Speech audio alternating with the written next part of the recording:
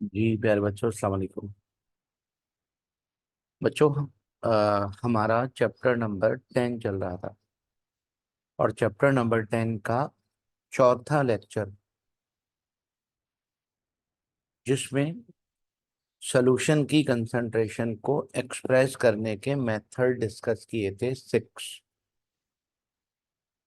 Last method का नाम था पार्ट पर मिलियन, पार्ट पर बिलियन, पार्ट पर ट्रिलियन। यहाँ पर हमारी बात कंप्लीट हुई थी और आज हम एक नया टॉपिक स्टार्ट करने जा रहे हैं। नाम है हमारे इस टॉपिक का रावल्ड्स लॉ। बच्चों, मैं आपसे रावल्ड्स लॉ पर बात करूंगा और जी, ये क्वेश्चन हम कर चुके हैं पिछली क्लास में। बात होगी आपसे इस पर, रावल्ड्स लॉ। बच्चों, साइंटिस्ट का नाम था, चलें साइंटिस्ट की शक्ल देख लें पहले, उसके बाद this law was enunciated by French chemist F.M. Raoult in 1887। 1887 में ये लॉ रॉबर्ट्स ने दिया। इस पर बात करने से पहले आपके पिछले कॉन्सेप्ट क्लियर होना जरूरी है। ये बात आपको याद होगी कि चैप्टर नंबर 5 लिक्विड नाम था हमारे इस चैप्टर का, जिसमें हमने एक टॉपिक पढ़ा था वेपर्स प्रेशर। और थोड़ा सा याद दिला दूं, जब भी किसी लिक्विड को किसी क्लोज कंटेनर में हीट करते हैं तो क्या होता है बेटा, एवापोरेशन स्टार्ट होती है और उसके बाद कंडेंसेशन शुरू हो जाती है। एवापोरेशन और कंडेंसेशन जब बराबर हो जाते हैं, एवापोरेशन और कंडेंसेशन जब इक्वल हो जाते हैं, तो लिक्विड की सरफेस पर एक प्रेशर एक्सर्ट करता है। उस प्रेशर को कहते हैं वेपर प्रेशर। यानी एवापोरेशन और कंडेंसेशन जब इक्विलिब्रियम में आ जाते हैं तो लिक्विड की सरफेस पर एक प्रेशर क्रिएट होता है। उस प्रेशर को हम कहते हैं वेपर्स प्रेशर। अब आइए रॉबर्ट्स लॉ पर बात करते हैं। बच्चों, रॉबर्ट्स ये कहते हैं कि vapours pressure of a solution, बात सॉल्यूशन की होगी, vapours pressure of a solution is directly proportional to mole fraction of solvent. यानी किसी भी सॉल्यूशन में सॉल्वेंट जितना ज्यादा होगा, उस सॉल्यूशन का वेपर प्रेशर उतना ही ज्यादा होगा। किसी भी सॉल्यूशन में सॉल्वेंट का मोल फ्रैक्शन जितना कम होगा, उस सॉल्यूशन का वेपर प्रेशर उतना ही कम होगा। इसका मतलब सॉल्यूशन का वेपर प्रेशर बच्चों डिपेंड करता है सॉल्वेंट के मोल फ्रैक्शन पर। Vapours pressure of a solution is directly proportional to mole fraction of solvent।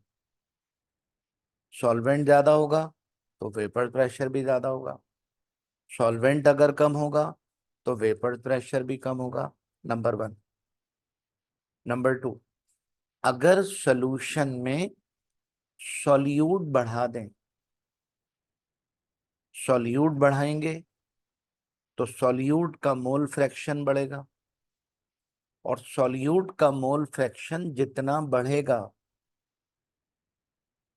Vapours pressure में लोअरिंग उतनी ज्यादा होगी, यानी सॉल्वेंट अगर बढ़ाएंगे तो वेपर्स प्रेशर बढ़ेगा, और सॉल्यूट की क्वांटिटी बढ़ाएंगे तो वेपर्स प्रेशर में कमी बढ़ेगी।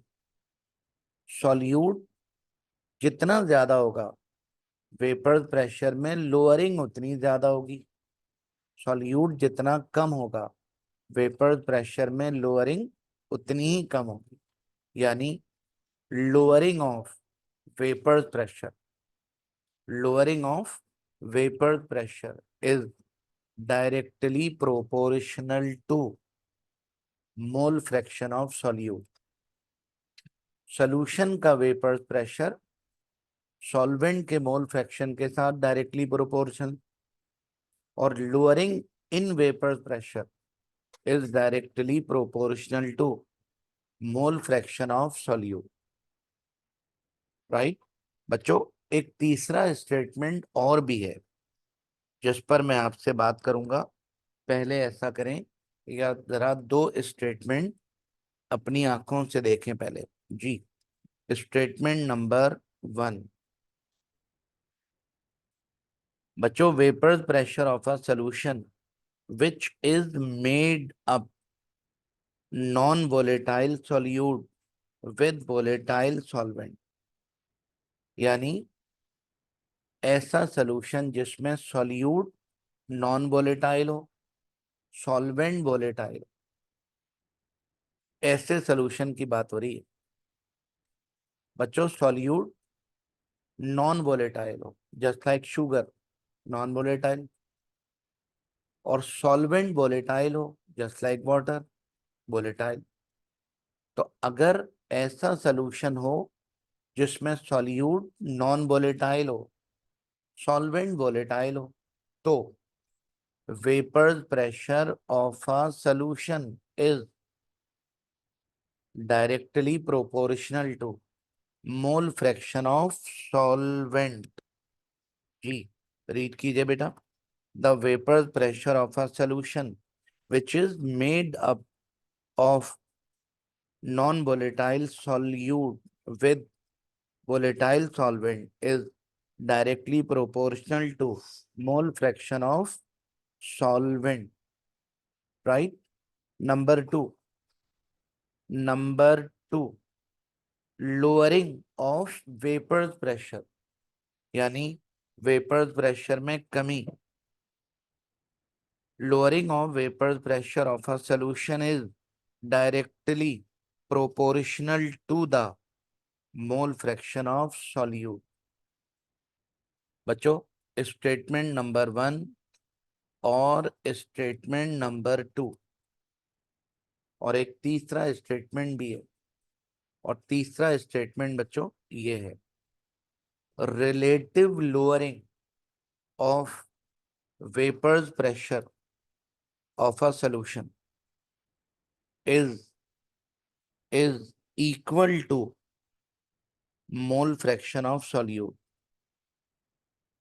Relative lowering of vapor pressure of a solution is equal to mole fraction of solute, यानी सॉल्यूशन के मोल फ्रैक्शन में कमी रिलेटिव लोअरिंग इक्वल होता है मोल फ्रैक्शन ऑफ सॉल्यूट के साथ। ये बच्चों तीसरा स्टेटमेंट है, इसको मैं मैथमेटिकली दिखाकर फिर दोबारा आपसे बात करूंगा। पहला स्टेटमेंट क्या है जी, vapours pressure of a solution, P का मतलब solution, vapour pressure of a solution is directly proportional to mole fraction of solvent. बच्चों, सॉल्वेंट के मोल फ्रैक्शन को x1 और सॉल्यूट को x2 से डिनोट करते हैं। तो सॉल्यूशन का वेपर प्रेशर डायरेक्टली प्रोपोर्शनल है सॉल्वेंट के मोल फ्रैक्शन के साथ। और इतना तो आपको पता ही होगा, साइन ऑफ प्रोपोर्शनैलिटी जब हटाएंगे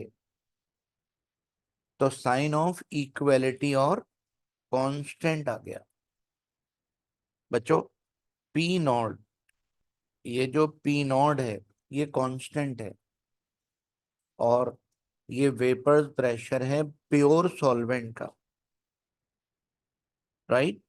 तो ये इक्वेशन 1 है।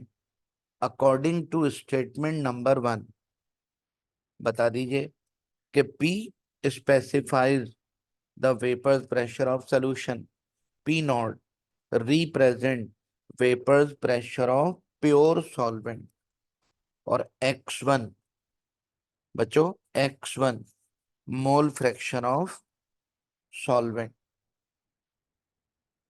ठीक है, चलें अगली बात करते हैं।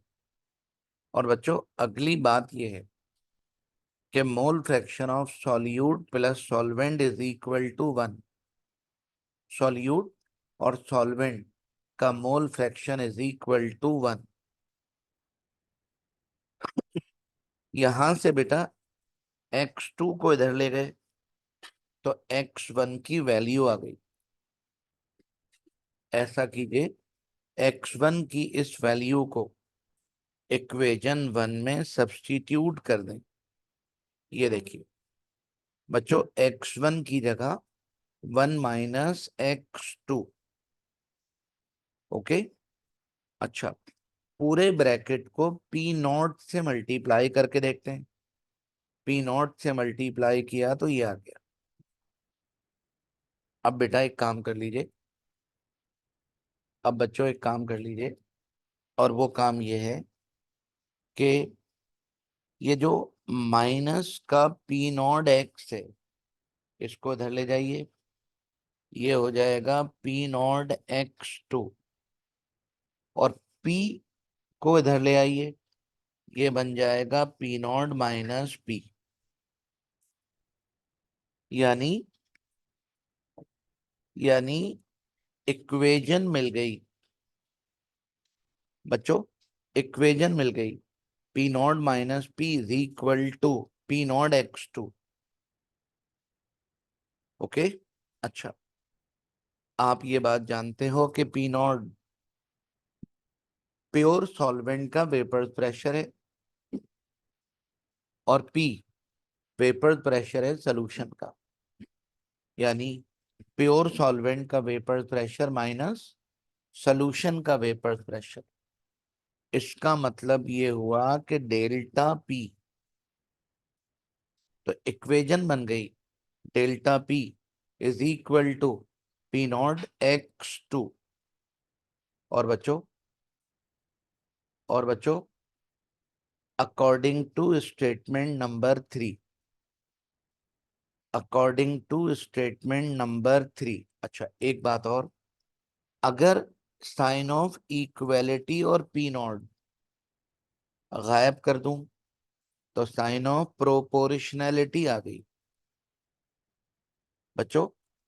इसका मतलब ये हुआ, इसका मतलब ये हुआ कि वेपर्स प्रेशर में लोअरिंग, वेपर्स प्रेशर में लोअरिंग, डेल्टा P मतलब lowering of vapours pressure is directly proportional to X2।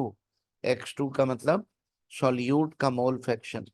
ये हमें एक और इक्वेशन मिल गई अकॉर्डिंग टू स्टेटमेंट नंबर 3। ठीक है, चलें अगली बात करते हैं।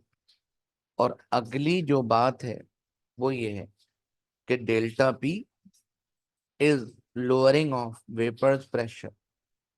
बच्चों इस वाली इक्वेशन को मैंने सॉल्व किया, P नॉट नीचे आ गया और बाकी बचा X2।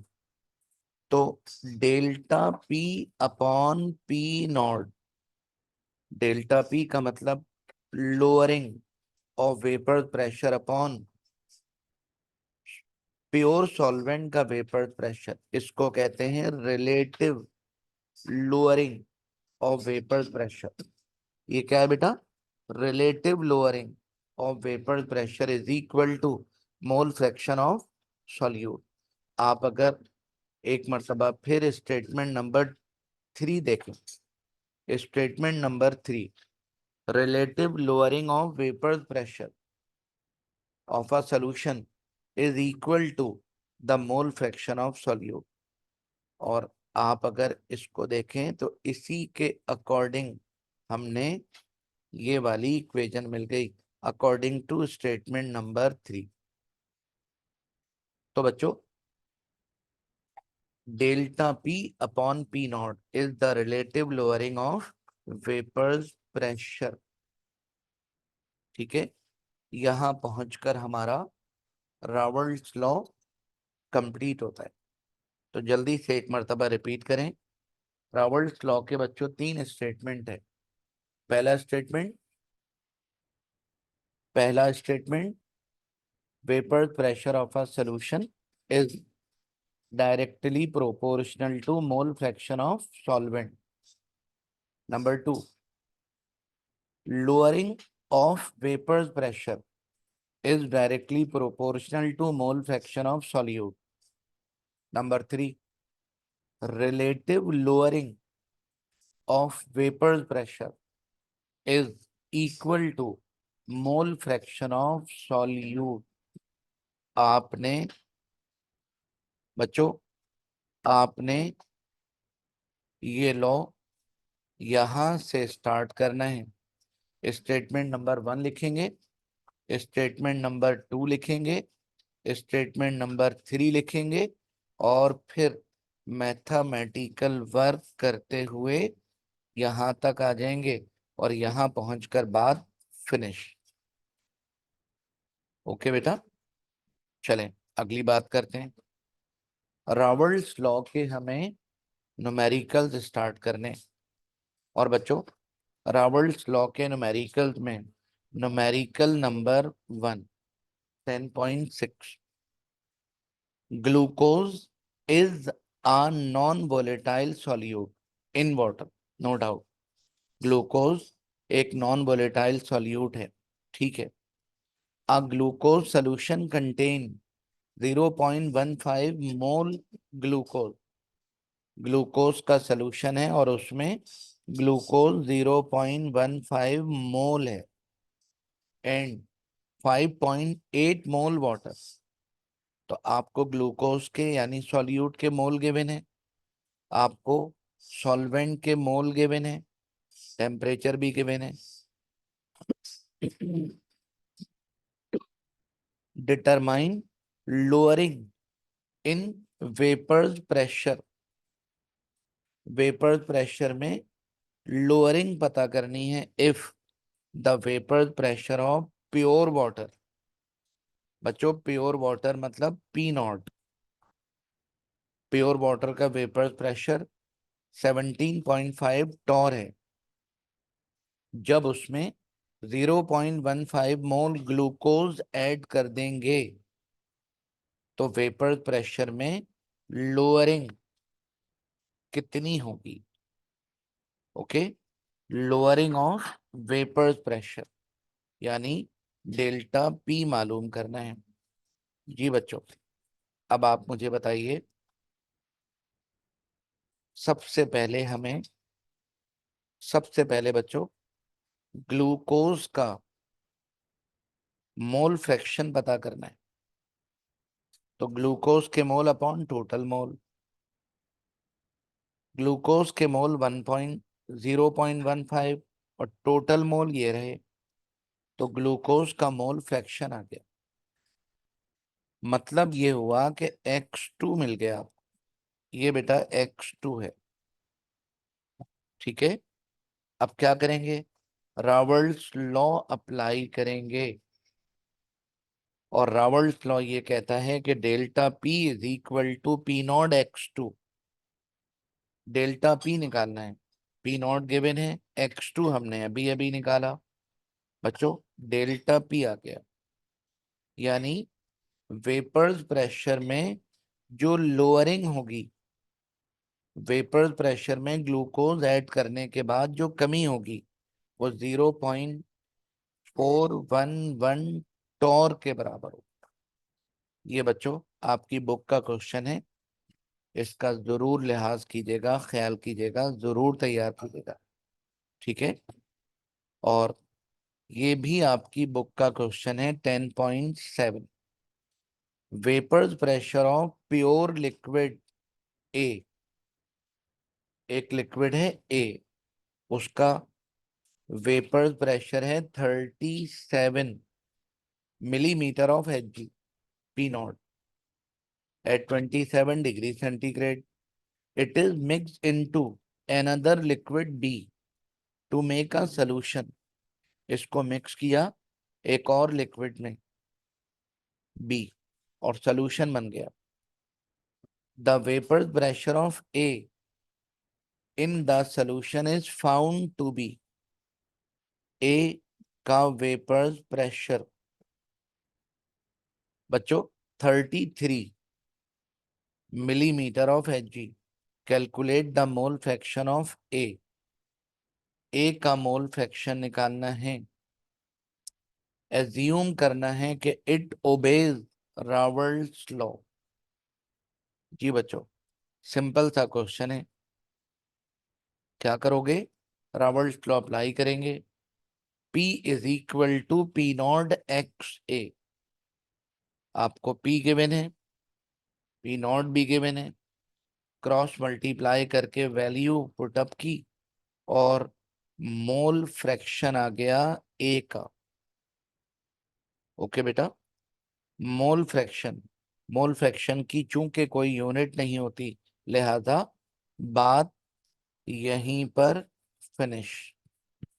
आपकी बुक का क्वेश्चन है, जरूर कीजिएगा। ठीक है बेटा, चलें। बात अब आपसे करनी है,